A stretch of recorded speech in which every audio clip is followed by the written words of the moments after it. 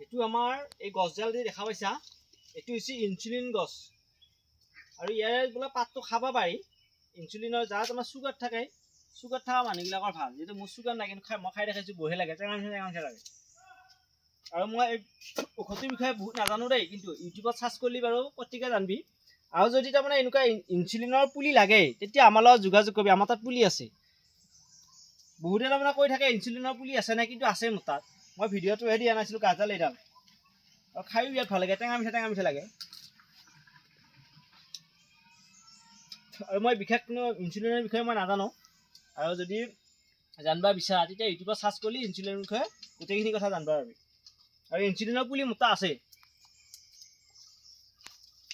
এইকেইটা পুলি মই বনাম।